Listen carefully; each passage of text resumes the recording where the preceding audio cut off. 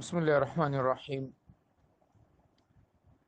15 شعبان کی رات جو ہمارے ہاں شب برات کی نام سے مشہور ہے، اس رات کے متعلق بہت کچھ کہا بھی جاتا ہے۔ ایک طرف سے اس رات کے وجود کا مطلقاً انکار ہوتا ہے اور اس کے اندر اس رات کو شب برات کہنے تک کو بدعات میں سے شمار کیا جاتا ہے، تو دوسری طرف اس رات میں طرح طرح کی عبادات، طرح طرح کی نمازیں، طرح طرح کی چیزوں کا ایک تصور جو ہے وہ لوگوں کو دیا گیا ہے۔ چراغے ہوتے ہیں، مسجدوں کو بھرنے کی باتیں ہوتی ہیں، بڑی رات کے کر اس رات میں اعمال کیے جاتے ہیں۔ در حقیقت اس رات کے متعلق جب ہم قرآن مجید کی طرف رجوع کرتے ہیں تو ایک آیت ہے جس کی تشریح بعض مفسرین نے انا انزلناہ فی لیلۃ مبارکہ کہ اس رات سے مراد جو ہے وہ یہ شب برات کی 15 شعبان کی رات ہے، لیکن جیسے کہ ہم تنبیہات میں وضاحت سے یہ بات عرض کر چکے ہیں قسط نمبر 1 میں کہ وہ جو مبارک رات ہے وہ جمہور مفسرین کے نزدیک اس سے مراد لیلۃ القدر کی رات ہے، اس سے یہ شب برات کی رات مراد نہیں ہے، لہذا قرآن مجید میں اس رات کا کوئی ذکر نہیں ہے۔ جب ہم احادیث مطہرہ صلی اللہ علیہ وسلم کی طرف آتے ہیں تو اس رات کے متعلق ہمیں 10 روایتیں ملتی ہیں، اس میں سے بعض روایات کی مختلف طرق ہے جس سے وہ روایتیں بڑھ جاتی ہیں، لیکن جو بنیادی روایتیں ہیں وہ 10 ہیں۔ ان میں سے ایک روایت پر موضوع ہونے کا حکم لگا ہے، باقی روایات سندن ضعیف ہیں۔ اب ضعیف روایت کا معاملہ یہ ہے کہ اگر اس کے مقابلے میں کوئی صحیح روایت مقابل آ جائے تو پھر ضعیف روایت کو چھوڑ دیا جاتا ہے، لیکن اگر ضعیف روایت ہے اور مقابل میں کوئی صحیح روایت بھی نہیں ہے اور بہت ساری ضعیف روایتیں ہیں تو وہ درجہ حسن لغیرہ تک پہنچ کر کسی نہ کسی جگہ پر ثبوت کا کام دیتی ہے۔ تو جو روایات اس رات کے متعلق ہیں کہ یہ رات ہے اللہ کے ہاں سے مغفرتیں ہوتی ہیں، وہ رات اپنی جگہ پر کچھ روایات سے اس کا ثبوت کہا جا سکتا ہے کہ ثبوت ہے، یہ رات ہے۔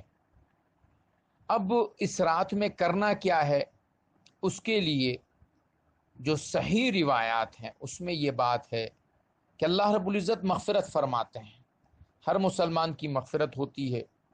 اور میں تو یہاں تک عرض کرتا ہوں کہ اگر ایک آدمی عشاء کی نماز جماعت سے پڑھ لے یا خواتین اپنے گھر میں پڑھ لے اور پھر فجر کی نماز جماعت سے پڑھ لے اور اس رات میں کوئی گناہ نہ کرے تو اللہ رب العزت اس شخص کی ضرور مغفرت فرمائیں گے۔ گویا کہ یہ مغفرت کی رات ہے، ہر ایمان والے کی مغفرت ہوتی ہے اور ہر ایمان والے کی طرف اللہ کی رحمت متوجہ ہوتی ہے۔ اب اس میں سے جو شخص انفرادی طور پر اپنے عمل میں مشغول رہا، اس لیے کہ عبادات جو انفرادی ہیں ان کی جگہ گھر ہیں۔ آپ علیہ الصلوۃ والسلام نماز پڑھا رہے ہیں، نماز پڑھائی، دیکھا ایک شخص کھڑے ہو کر سنت یا نفل پڑھنے کھڑے ہو گئے، آپ نے فرمایا کیا کر رہے ہو؟ اس نے کہا یا رسول اللہ سنت نفل پڑھ رہا ہوں، تو فرمایا کہ یہ گھروں کی نماز ہے۔ تو گویا کہ آپ علیہ الصلوۃ والسلام نے ہمیں اپنے گھروں میں نماز پڑھنے، اپنے گھروں میں عبادت کرنے کی تلقین کی ہے۔ فرمایا لا تجعلوا بیوتکم قبورا، اپنے گھروں کو قبرستان نہ بناؤ، اجعلوا لبیوتکم حظا من الصلاۃ، اپنے گھروں میں اپنے نماز کے حصے مقرر کرو، نمازیں وہاں پڑھو، مسجد فرض نماز کے لیے۔ تو یہ رات اپنے گھروں میں انفرادی، کوئی متعین عبادت نہیں، غیر متعین جتنی عبادت آپ کر سکتے کر لیجیے۔ اب اس رات میں کچھ لوگوں کے بارے میں کہا گیا کہ وہ لوگ چاہے جس حال میں بھی ہوں گے ان کی مغفرت نہیں ہوگی، اگر وہ مسجد میں ہیں، اگر وہ عبادت میں ہے لیکن وہ گناہ بھی ان میں موجود ہے تو ان کی مغفرت نہیں ہوگی۔ فرمایا عاق لوالدیہ، وہ آدمی جو اپنے ماں باپ کا نافرمان ہو، یہ چاہے کتنی بھی عبادت کر لے اس آدمی کی عبادت قبول نہیں ہے۔ تو یہ جو معافیوں کے میسیجز چل رہے ہیں نا، یہ وہ بات سنی ہوئی ہے کہ معافی مانگنی ہے، اب کس سے مانگنی ہے اور کیسے مانگنی ہے اس کے بجائے میسیجز چلا دو، ایسا نہیں ہے. ماں باپ کے پاس جا کے ان کے قدموں میں بیٹھ کے ان سے معافی مانگ لو اور اس کے بعد کوئی عبادت نہ کرو، اللہ تمہاری مغفرت فرما دیں گے. قاطع الرحم، دوسرا وہ آدمی جو رشتہ داروں سے رشتے توڑ کے بیٹھا ہوا ہے. یہ میسیجز پر معافیاں لوگوں سے کرنے سے کوئی فائدہ نہیں ہوگا. آپ کی بہن ناراض، بھائی ناراض، چچا ناراض، خالہ ناراض، ماموں ناراض، پڑوسی ناراض، سالہ ناراض، بہنوئی ناراض، سسر ناراض، ساس ناراض، جائیے ان کو راضی کیجئے. ان کو راضی کریں گے اللہ کے ہاں سے تمہاری مغفرت ہو جائے گی.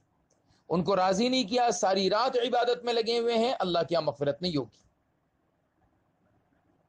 مشاحن، دل میں کینہ رکھنے والا.